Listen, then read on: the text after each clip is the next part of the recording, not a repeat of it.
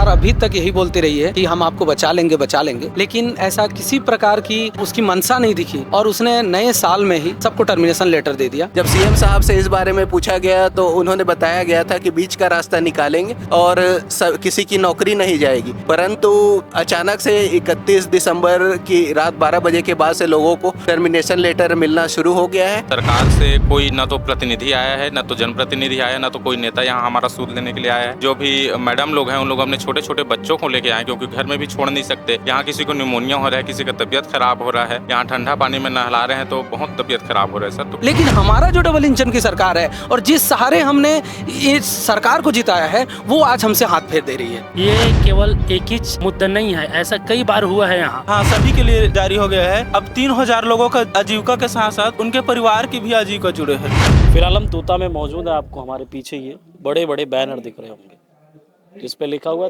3000 BEd प्रशिक्षित सहायक शिक्षक 3 दिवसीय अनिश्चितकालीन महाधरना प्रदर्शन, मांग 3000 शिक्षकों की नौकरी बचाओ सहायक सरकार। इधर भी आपको अंबिकापुर से रायपुर की पदयात्रा दिख रही होगी, मैप के द्वारा दर्शाया गया है। सरगुजा, कोरबा, बिलासपुर, फिर रायपुर। लगातार दिसंबर महीने से ही जो 3000 सहायक शिक्षक हैं बीएड धारी, उनकी नौकरी जब से खतरे में गई है, लगातार सहायक सरकार से उनकी मांग है कि सुप्रीम कोर्ट का जो भी फैसला आया है उसको दरकिनार करते हुए एक ऐसा उचित रास्ता निकाला जाए जिससे 3000 जो बीएड धारी सहायक शिक्षक हैं उनकी नौकरी सुरक्षित रहे। आज आपको दिख सकता है फिलहाल जो तूता, जिसको धरना स्थल के रूप में जानते हैं, वहाँ पे इनकी मौजूदगी आपको दिख रही होगी। किस तरीके से ये लोग ठंड के महीने में अपना घर परिवार पूरा छोड़कर वीरान से तूता में आकर जो भी इनकी मांगे हैं उसको मनाने के लिए लगातार यहाँ धरनारत है। आपको यहाँ मंच पर बैठे हुए भी जो भी सहायक शिक्षक हैं वो दिख रहे होंगे। हम इनसे बातचीत करेंगे और क्या कुछ उनकी प्रमुख मांगे हैं, क्या सरकार से उनका कहना है, सभी बिंदुओं पे हम सिलसिलेवार तरीके से बातचीत करेंगे और ये भी जानने का प्रयास करेंगे सरकार किस हद तक इनकी मांगों को सुन रही है या फिर कहाँ तक अब तक पहल हो पाए। क्या नाम? मैं लक्ष्मी प्रसाद मिश्रा, केसकाल ब्लॉक में पदस्थ था। कल ही मुझे रिज़ाइन लेटर दे दिया गया है सरकार की तरफ से। सरकार अभी तक यही बोलती रही है कि हम आपको बचा लेंगे, लेकिन ऐसा किसी प्रकार की उसकी मंशा नहीं दिखी और उसने नए साल में ही सबको टर्मिनेशन लेटर दे दिया। कई लोगों भाई बहनों को नहीं मिला है, लेकिन जिसको भी मिल रहा है 2 तारीख 3 तारीख को भी 31 तारीख के डेट में दिया जा रहा है। ये सरकार का रूल्स था कि 7 दिन आपको दावापत्ती के लिए दिया जाएगा, लेकिन ऐसा बिल्कुल नहीं हुआ है। ये मैं इसमें प्रकाश डालना चाहूँगा कि ये जो कहानी थी ये राजस्थान से चालू हुई थी। राजस्थान में हुआ ये कि वहाँ के हाई कोर्ट में एक पिटिशनर जाता है और वो बोलता है कि हमें इसमें विरोध है कि हम बीटीसी वाले ही 1ली से 5वीं तक पढ़ा सकते हैं। लेकिन आज की स्थिति में देखते हैं कि वहाँ का रोक लगा, वहाँ हाई कोर्ट से सुप्रीम कोर्ट में गया। सुप्रीम कोर्ट के जाने के बाद ये सब मामला हुआ। हमको कुछ पता नहीं था, हम अपने स्टूडेंट हैं, अभ्यर्थी हैं, हम पढ़ाई किए, पढ़ाई करके लगे और उसके बाद हमें अचानक ये पता चला सुबह कि नहीं, आपका ये केस चल रहा था, आपको ये निकाला गया।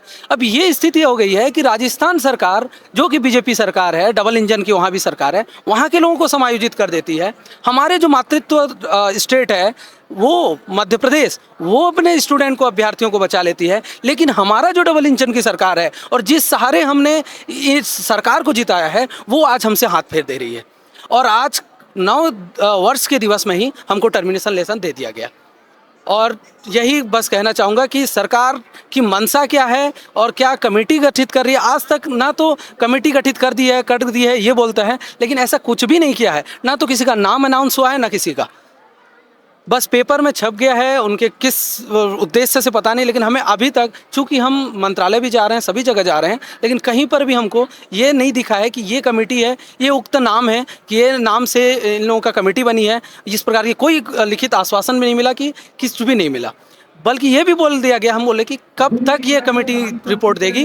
उसने ये भी बोल दिया कि इसका कोई हम नहीं ले सकते, वो कमेटी जब देगी हम उसके बारे में सोचेंगे। तो हमको किसी प्रकार की आश्वासन अभी तक नहीं मिली है। हमारे यहाँ के 30 साथी जो हैं उनको सेंट्रल जेल में डाल दिया गया है। अभी 30 साथी जो है अभी सभी अपने अपने उसी में फंसे हुए हैं और उन्हीं को लेते हुए एक सैनिक भाई भी हैं हमारे और एक मैडम भी थी जो इस प्रकरण से पहले, जब हम लोग ये चला रहे थे, उसमें एक्सीडेंट हो गया मैम हेमा सिंह मैडम का, और वो एक्सीडेंट में उनका देहांत हो गया। आप लोगों की लड़ाई ये कितने महीने से चल रही है? ये 15 महीने से हमारी लड़ाई चल रही है सर। वैकेंसी आया हम लोगों का मई में, जून में पेपर हुआ, 2 जुलाई को हमारा मेरिट सूची बन गया। सुप्रीम कोर्ट का ये आदेश है, हर सर्कुलेट होता है, पेपर में भी सब जानते हैं कि यदि किसी का पेपर हो गया, यदि किसी का पेपर किसी चीज़ का हो जाता है तो नियम और कानून में किसी प्रकार की परिवर्तन नहीं होगी। लेकिन यहाँ पर सब चुप हैं। हमारी मामला क्योंकि संख्या कम है, चाहे सरकार को ये लग रही है कि वोट बैंक का ये सब है, लेकिन हम 3000 नहीं है सर, हमारे पीछे पूरा परिवार है, हमारे पीछे पूरा परिवार है, हमारे पढ़े लिखे सब भाई बहन हैं, वो सब जानते हैं इस बारे में। यही बस कहना चाहूँगा सर कि वोट बैंक इसमें ना करें, दलगत न करें। यदि मैं ये अपने तरीके से मैं ये जिम्मेदारी लेता हूँ कि यदि सरकार एक बात बता दे कि हमारी एक गलती क्या है, मैं ये पूरे साथियों मेरे बहन भाइयों को पूरा लेके मैं चला जाऊँगा। एक गलती बता दे कि भाई तुम्हारा ये गलती है और इसी कारण तुमको टर्मिनेशन लेटर दे रहा हूँ, मैं पूरे जिम्मेदारी के साथ बोलना चाह रहा हूँ कि मैं पूरे भाई बहनों को लेकर मैं चला जाऊँगा यहाँ से। धन्यवाद। Doctor Avinash Gavel, ex assistant professor CSIT Durg and ex assistant professor government college Ambikapur. जी, मैं बस्तर में ककनार घाटी, जहाँ पे नक्सलियों का घोर आतंक है, ऐसी जगह पे पोस्टिंग ली है मैंने, और 14 फरवरी के दिन मुझे ज्वाइनिंग मिली है। मुझे लगा था ये मोदी जी की गारंटी का हिस्सा है अभी, हाँ 2023 में मुझे लगा था ये भी मोदी जी की गारंटी का हिस्सा है, क्योंकि 2 काउंसलिंग वर्तमान सरकार ने की है और भर्तियां भी वर्तमान सरकार की तरफ से हुई है। जब CM साहब से इस बारे में पूछा गया तो उन्होंने बताया गया था कि बीच का रास्ता निकालेंगे और किसी की नौकरी नहीं जाएगी, परंतु अचानक से 31 दिसंबर की रात 12 बजे के बाद से लोगों को टर्मिनेशन लेटर मिलना शुरू हो गया है। इस भर्ती में 70% आदिवासी जनजाति के भाई बहनों की संख्या है, जिसमें से लगभग 150 लोग जो दिख रहे हैं वो CM साहब की ही जनजाति के ही हैं, कंवर जाति के आते हैं। और पूरी भर्ती में 1800 आदिवासी लगभग 3000 में सम्मिलित हैं जिनकी नौकरी जा रही है। यदि आदिवासियों का भला करने के लिए CM साहब ने शपथ ली है। बीच में आप लोगों ने CM हाउस का घेराव भी किया था? नहीं, सिर्फ BJP कार्यालय गए थे, जो कि एक सार्वजनिक क्षेत्र है, हम जहाँ तक जानते हैं उसे एक प्राइवेट प्रॉपर्टी समझ लिया गया है। हमें नहीं लगता कि कोई वो सोने की लंका है, वो हमारे लिए तो न्याय का मंदिर है, हम ये मान के चले थे। और हमारे साथ लगता है एक तरह का विश्वासघात हुआ, तो ताले तोड़ने का आरोप लगाया गया और हमारे 30 साथियों को अभी सेंट्रल जेल में डाल दिया गया है। और उनमें से एक भूतपूर्व सैनिक है जो भारतीय सेना की रक्षा करता था, आज दंतेवाड़ा में सेवा दे रहा है और वहाँ के बच्चों को उन्हीं की भाषा में पढ़ा रहा है। सरकार की तरफ से कोई कमेटी गठित हुई है या फिर कोई उनका पहरेदार जो आप लोगों से आके बातचीत करने का प्रयास किया हो? तूता में कितने दिनों से बैठे हैं आप लोग? हम लोग 14 दिसंबर से अंबिकापुर से यात्रा पे निकले थे 300 किलोमीटर की, उसके बाद फिर 19 दिसंबर से यहाँ बैठे हुए हैं। और इस बीच में जल समाधि का कार्यक्रम भी हुआ, रक्तदान भी हुआ, लोगों ने अपने सिर के बाल भी मुंडवा लिए, तब भी कोई ध्यान नहीं दिया गया। फिर अंत में सरकार की तरफ से कोई आया आप लोगों का हाल चाल लेने या फिर समझाने का प्रयास किया गया ऐसा कुछ? हमें जहाँ तक लगता है कि भक्त को भगवान के पास जाना चाहिए, भगवान को भक्त के पास नहीं। हम स्वयं विष्णु के द्वार पर एक मंदिर में अर्थात BJP कार्यालय गए थे, वहाँ भी हमें यह केवल मौखिक रूप से बताया गया कि कमेटी का गठन किया गया है, ना तो उनके सदस्यों का पता है, सिर्फ ये बताया गया है कि चीफ सेक्रेटरी जी इसके हेड हैं। पर मैं ये सवाल पूछना चाहता हूँ कि यदि ये कमेटी रिपोर्ट 7 दिन में टर्मिनेशन का लेटर आ सकता है, तो 7 दिन के अंदर इस कमेटी का रिपोर्ट क्यों नहीं आ रहा है? यदि 7 दिन के अंदर लोगों को एक नौकरी से निकाला जा रहा है तो एक ज्वाइनिंग लेटर भी दे दिया जाए, क्योंकि रोटी का कोई विकल्प नहीं है। यदि हमें बोनस अंक दिया जाता है तो क्या उस बोनस अंक से जो माताएं और बहनें 2-2 बच्चे लेकर आई हैं, क्या उनका पेट भर सकता है? या उसे किसी बैंक के लॉकर में रख सकते हैं जिससे कि ब्याज मिले और उनका परिवार चल सके? सरकारी नौकरी वो पेट्रोल होती है जिसको एक बार डालते हैं और ज़िंदगी भर गाड़ी चलाते हैं। परंतु ये हक भी हम आदिवासी क्षेत्रों में नौकरी करने वाले इस हक को भी महरूम हो गए हैं कि हम एक शहीद की मौत मरे, क्योंकि वहाँ जान पे खेलकर हम रोज स्कूल जाते हैं। नक्सल क्षेत्र में वहाँ के बच्चों को शिक्षित करने का काम कर रहे थे, किस तरीके से चुनौतियाँ रही होंगी, क्या कुछ कठिनाइयाँ रही होंगी? हमें कम से कम 3 भाषाएं सीखनी पड़ी, हल्बी, गोंडी और भातेरी जो बस्तर के क्षेत्र में है। अब जो सरगुजा के क्षेत्र में उन्हें सरगुजिया, लरिया, कुरुक इन सब भाषाओं में भी सीखना पड़ा, क्योंकि नई एजुकेशन पॉलिसी में वहाँ के बच्चों को उन्हीं की भाषा में शिक्षा दी जाए, ये था।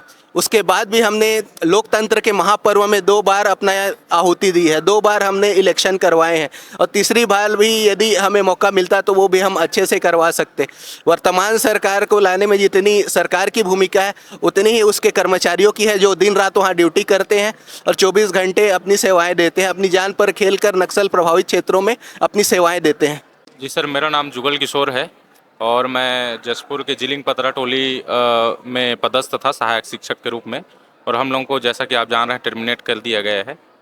कल ही आपको भी लेटर मिला है टर्मिनेटेड। जी, यहाँ से आप लोग कब से बैठे हुए हैं? यहाँ हम लोग विगत 19-20 दिनों से यहाँ बैठे हुए हैं सर, लेकिन सरकार से कोई न तो प्रतिनिधि आया है, न तो जनप्रतिनिधि आया है, न तो कोई नेता यहाँ हमारा सूद लेने के लिए आया है। इतने दिनों से हम लोग बैठे हुए हैं। हमारी जो भी मैडम लोग हैं उन लोग अपने छोटे छोटे बच्चों को लेके आए, क्योंकि घर में भी छोड़ नहीं सकते। यहाँ किसी को निमोनिया हो रहा है, किसी का तबीयत ख़राब हो रहा है, यहाँ ठंडा पानी में नहला रहे हैं तो बहुत तबीयत ख़राब हो रहा है सर। तो किसी को तो कम से कम सूद लेने आना चाहिए। क्या मांग है, कम से कम एक बार पूछ ले, बस इतना ही चाहते हैं सर। मतलब आप लोगों को निर्जन क्षेत्र में बिल्कुल छोड़ दिया गया है, जो मन करे वो करिए, हैं? कोई सुध नहीं? नहीं, बिल्कुल कोई सूद लेने नहीं आ रहा है सर। बस आप लोगों के माध्यम से ही हमारा आवाज़ सरकार तक पहुंच सकता है। आप ही लोग, मीडिया जो है चौथा स्तंभ होता है हमारे लोकतंत्र में, आप ही लोगों के जरिए से अगर सरकार तक पहुंचे तो पहुंचे, नहीं तो कोई हमारा सूद लेने यहाँ नहीं आ रहा है। मेरा नाम ब्रजेश रात्रे है। कहाँ पदस्थ थे आप? मैं कोरिया जिला, जहाँ गुरु घासीदास राष्ट्रीय उद्यान है, वहाँ पर बिहड़ जंगल, जहाँ नेटवर्क वगैरह भी नहीं रहता है, जहाँ बच्चों को डिजिटली रूप से पढ़ाना पॉसिबल नहीं रहता है, ऐसे सुदूर जगह में जाकर हम बच्चों को अच्छा एजुकेशन दे रहे थे। और वहाँ ऐसे एजुकेशन दिए हैं कि 3-4 महीना में ही हम लोग का जैसे ज्वाइनिंग हुआ, तो जैसे नवोदय विद्यालय, केंद्रीय विद्यालय वगैरह का, जिसमें बच्चे लोग को 5वीं में पेपर होता है, 6वीं में जाते हैं, 8वीं में एग्ज़ाम दिला के 9वीं में जाते हैं, वैसे ही हम लोग 5वीं तक को पढ़ाते हैं। तो 6वीं में कई बच्चों का भी सिलेक्शन भी कराए हैं। और यहाँ पर योग्यता और अयोग्यता का भी बात करते हैं। और ये सब मैटर बहुत लंबा हो गया है सर। अभी हमारा सरकार से केवल एक ही विनती है और निवेदन है कि हमें कहीं भी कैसे भी करके एडजस्ट या समायोजन कर दे। ये केवल एक ही मुद्दा नहीं है, ऐसा कई बार हुआ है। यहाँ वन विभाग में भी हो गया है। जब हमारा छत्तीसगढ़ अलग हो रहा था उस टाइम में भी एमपी में जब सभी लोग यहाँ इन्वॉल्व थे, वहाँ जॉब कर रहे थे, तो वहाँ से हटा के यहाँ कई विभाग में समायोजित किया गया है। अभी कई ठो यहाँ केस है, बहुत सारे लोग बता रहे हैं, शिक्षक लोगों का है, सिविलियन 1.5 से 2 लाख लगभग था सर 2018 में। उन लोग को जब समायोजित किया जा सकता है तो हम लोग तो मात्र 3000 लोग हैं। हमारे आजीविका का सवाल है, हमारे भी रोजी रोटी है, हमारे नौकरी को न छीना जाए। और ये लोग बार बार बोल रहे हैं कि एक कमेटी बनाएंगे। हमें समझ में नहीं आता है ये कमेटी कब बनेगा। 15 दिन आप लोगों को टर्मिनेट कर दिया गया, उसके बाद कौन सी कमेटी बनेगी? सर ये लोग वही लॉलीपॉप दे रहे हैं कि पहले बोल रहे थे कि हम आप लोग का साथ हैं कमेटी बनाएंगे, और एक तरफ से बोल रहे हैं कि साथ हैं आप लोग के साथ कुछ अच्छा करेंगे, और रातों रात नया साल के दिन हम लोग को हाथों में टर्मिनेटर लेटर दे दिया जा रहा है। पता नहीं क्या सोच रहे हैं, क्या बीच का रास्ता निकाल रहे हैं, समझ में नहीं आ रहा है। जैसे क्या उम्मीद लग रही है, यहाँ बैठने से कुछ विकल्प निकलेगा? बिल्कुल सर, हमारा उम्मीद है, हमें भरोसा है अभी भी कि हमको समायोजित कहीं ना कहीं किया जाएगा। और जब तक यहाँ से हम लोग को जॉब, नौकरी के बदले नौकरी नहीं देगा, तब तक यहाँ से नहीं जाएंगे हम लोग। धरना स्थल में ही भले ही यहाँ बैठे बैठे पूरा जीवन गुजार देंगे, क्योंकि जो हमको लॉलीपॉप दिया जा रहा है कमेटी का, हमें ऐसा आशंका है कि वो बोनस अंक का ही बात करेगा। और बोनस अंक एक ऐसा अभिशाप है हमारे समाज के लिए, ना तो उसको हाई कोर्ट मानेगा, ना तो सुप्रीम कोर्ट मानेगा, ना ही बेरोजगार लोग मानेंगे। क्यों? बोनस अंक में क्या होता है? कुछ एक मुफ्त राशि दे देते हैं? नहीं सर, बोनस अंक में ये होता है, जैसे कि किसी विद्यालय में आप 1 साल पढ़ा लिए हैं तो उसके एक्सपीरियंस के आधार पर आपको 2 नंबर या 1 नंबर दे दिया जाता है। और हम लोग अभी प्राइमरी स्कूल में पढ़ा रहे हैं, तो प्राइमरी स्कूल में पढ़ा रहे हैं तो हमको प्राइमरी का बोनस मिलेगा, अगर वो लोग ऐसा कंसीडर करते हैं तो। और हम लोग तो अभी अब बीएड धारी हैं, तो हम लोग मिडिल या फिर उसके अपर के लिए एलिजिबल हैं, तो वो तो हमारे कहीं भी काम नहीं आएगा। इसलिए हमको बोनस अंक का लॉलीपॉप मत पकड़ाया जाए, हमें नौकरी के बदले केवल नौकरी ही दिया जाए, बस इतना ही विनती है। सर, मेरा नाम सुरेंद्र सोनी है और मैं सहायक शिक्षक के रूप में जसपुर जिले के फरसाबहार ब्लॉक में पदस्थ था, जहां से हम लोग का जो छत्तीसगढ़ सरकार माननीय विष्णुदेव वो उसी का क्षेत्र का आता है।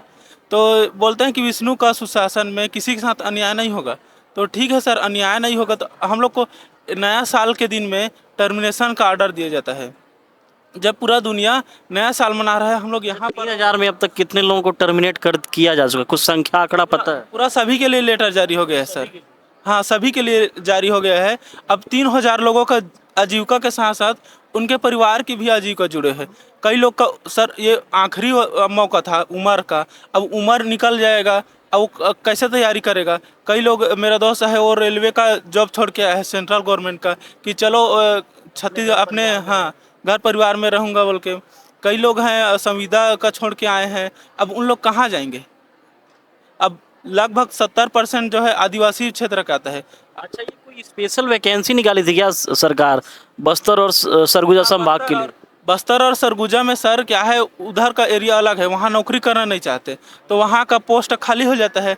तो इसीलिए वहाँ के जो शिक्षा है वो प्रभावित ना हो करके जो पिछला गवर्नमेंट थे, हाँ पिछला गवर्नमेंट थे, वो उनके शिक्षा गुणवत्ता को बढ़ाने के लिए, हाँ शिक्षा वो केवल बस्तर और सरगुजा संभाग के लिए निकाले थे। इधर मैदानी एरिया के लिए पोस्ट नहीं था। तो इससे सर बहुत लोग का जो है विष्णुदेव साय की सरकार को बने हुए करीब करीब 13-14 महीने हो गए, 13 महीने मान लीजिए, 13 महीने। उस समय भी आप लोगों के ऊपर नौकरी का खतरा था कि कहीं नौकरी चली ना जाए, मंडरा रहा था। तो उस समय कुछ चुनावी घोषणा भी सरकार की थी कि आप लोगों को सुरक्षित रखा जाएगा? नहीं, घोषणा तो नहीं की थी सर, लेकिन ये हुआ था कि सरकार ने, कांग्रेस सरकार उस समय थी 2023 में, उसने भर्ती निकाली और ये केस जो है एग्ज़ाम होने के बाद, मेरिट सूची बनने के बाद ये हुआ कि हमारा जो मेरिट सूची है वो 2 जुलाई को बन चुका था। अब ये जो सरकार थी वो प्रोसेस करने लगी, क्योंकि 3 चीज़ें निकली थी, लेक्चरर के लिए निकली थी, शिक्षक के लिए निकली थी, वर्ग 2 के लिए, 1 के लिए और 3 के लिए। हम वर्ग 3 वाले हैं। तो सरकार ने ये प्रोसेस किया कि पहले से हम लेक्चरर को भरेंगे, वर्ग 1 को, फिर वर्ग 2 को, फिर वर्ग 3 को। ये प्रोसेस में सरकार ने पहले वर्ग 1 को भरना चालू किया। इस बीच में क्या होता है, 1.5 महीने बाद, ये हमारी मेरिट सूची बनने के 1.5 महीने बाद ये होता है कि एक सुप्रीम कोर्ट से जो राजस्थान के केस से चल रहा था, हमारे छत्तीसगढ़ से कोई लेना देना नहीं था, वहाँ के केस से ये होती है कि विज्ञापन में हमारा किसी प्रकार का कुछ नहीं था, पूरी तरीके से B.Ed D.Ed दोनों पात्र थे। 11 अगस्त को एक आती है, एक सुप्रीम कोर्ट से एक आती है, हाँ एक आदेश जारी होता है कि उसमें B.Ed वाले जो है वो एलिजिबल नहीं है सहायक शिक्षक के लिए। चूँकि हमारा सुप्रीम कोर्ट का आदेश ही पहले ही तामील है कि यदि किसी का पेपर हो गया, वैकेंसी निकल के राजपत्र में छप के यदि पेपर हो गया तो उसका नियम में हम बदलाव नहीं कर सकते। लेकिन फिर भी ये हुआ कि जो हमारे D.Ed साथी थे उन्होंने हाई कोर्ट में जाकर ये स्टे लगा दिया कि इनको ना दिया जाए, क्योंकि ये सुप्रीम कोर्ट का आदेश है। यहाँ से परिप्रेक्ष्य में फिर चालू हुआ ये प्रोसेस, और सुप्रीम कोर्ट हम जब गए कि हमारा ये मामला है, उन्होंने अंतरिम राहत देते हुए हम लोगों का ये ज्वाइन करवाया। और ये जब प्रोसेस चल ही रहा था, प्रकरण में आप लोगों की ज्वाइनिंग भी हुई? हाँ, विवादित प्रकरण में हुई थी, बिल्कुल हुई थी, उस समय से हुई थी। और ये जब हुई, कांग्रेस ने 2 काउंसलिंग करवाया। उसके बाद हमारी जो अभी राज्य सरकार, अभी जो छत्तीसगढ़ भाजपा बीजेपी सरकार है, उसने भी 2 काउंसलिंग करवाया। उनका ये कहना है बार बार किसी भी मीडिया में कि कांग्रेस वाले की गलती है, मैं उनके से ये भी बोलना चाहूँगा कि 2 काउंसलिंग आपने स्वयं करवाया, और मैं खुद, चूँकि मेरा रुका हुआ था, पहले काउंसलिंग में मेरा आ गया था, लेकिन कुछ कारणों से मेरा रुक गया था। मेरा खुद आक्रोश था कि भाई मेरे को इस सरकार नहीं जान रही है, कांग्रेस सरकार। मैंने खुद इस बीजेपी सरकार को, और मैं कट्टर बीजेपी हूँ ये मैं मानता हूँ, और मैंने इनको वोट देकर अपने वोट से जीता है ये भी मैं मानता हूँ। और इतने मेहनत करने के बाद आज मेरी सरकार जो है, आज ये स्थिति दिखा रही है कि नए साल के दिन टर्मिनेशन लेटर दे रही है। तो ये मैं बोलना चाहूँगा कि कांग्रेस दलगत राजनीति ना करे, ये हमारी बीजेपी जो है, और इसके बारे में सोचे। और जो कमेटी है वो 7 दिन के अंदर, जो हमारी अभी दावापत्ती का अभी प्रावधान है, उस बीच में ही हमें ये लिखित आश्वासन दे कि हम आपको किसी बात करें शिक्षित और राज्य और शिक्षा व्यवस्था की, तो छत्तीसगढ़ पूरे देश में नीचे से दूसरे या तीसरे पायदान पे आता है। तो ऐसे में अगर जो शिक्षक हैं वहीं धरने पर बैठेंगे, तो खास करके जो सुदूर ग्रामीण इलाके हैं, खास बात करें बस्तर और भी जो भी मतलब अंदरूनी इलाके, वहाँ के बच्चे तो फिर पूरी तरीके से कहा जाए कि बिना व्यवस्था के जो भी उनकी चीज़ें बिल्कुल बिगड़ जाएंगी। बिल्कुल सर, एक पहली से 5वीं तक का जो स्टूडेंट रहता है वो आधार नींव होता है, और हम पहले से ही जानते हैं कि किसी भी का घर बनना है तो नींव ही आधार रहता है। मैं अपना इंट्रोडक्शन देना चाह रहा हूँ सर। मैं, चाहे आपको लगे कि अभी जो हमारी सरकार जो है ये बोलना चाह रही है कि आप अयोग्य हैं, हम सर ये है कि मैं यहाँ आपके पंडित रविशंकर यूनिवर्सिटी और दुर्ग यूनिवर्सिटी दोनों में गोल्ड मेडलिस्ट हूँ, IITian हूँ, वहाँ जाके मेरी PhD चल रही है, अभी PhD का प्रोसेस चल रहा है। अब अभी भी हम यदि अयोग्य हैं पहली से 5वीं पढ़ाने के लिए, तो सरकार ये निर्धारित करे कि कौन योग्य है। यही बोलना चाह रहा हूँ कि आधार होनी चाहिए सर, और हम इतना योग्य हैं। और बच्चों को, अब मैं इसमें बोलना नहीं चाह रहा हूँ, लेकिन आप न्यूज़ चैनल के आत्मा से ये बोलना चाह रहा हूँ कि केस काल में मैं पदस्थ हूँ, वहाँ आज तक कोई भी एकलव्य और नवोदय विद्यालय में सिलेक्शन नहीं हुआ किसी बच्चे का। मैं गया हूँ ये नहीं बोल रहा हूँ, मेरे सभी शिक्षक साथियों का ये सभी का प्रयास था, और वहाँ पर 5 बच्चे, जिसमें से 3 बच्चे नवोदय विद्यालय में और 2 बच्चे एकलव्य आदिवासी में सिलेक्शन किया। 9 बच्चे थे सर मेरे, 5वीं में 9 बच्चे थे, जिसमें 5 बच्चों का सिलेक्शन मैंने करके दिखाया है। तो ये अब भी हम लोग अयोग्य हैं, तो अयोग्य सही सर। और ये छत्तीसगढ़ सरकार क्या निर्धारित करना चाह रही है और क्या बेस बनाना चाह रही है, ये क्या उदाहरण पेश करना चाह रही है, ये हमें समझ नहीं आ रहा है सर।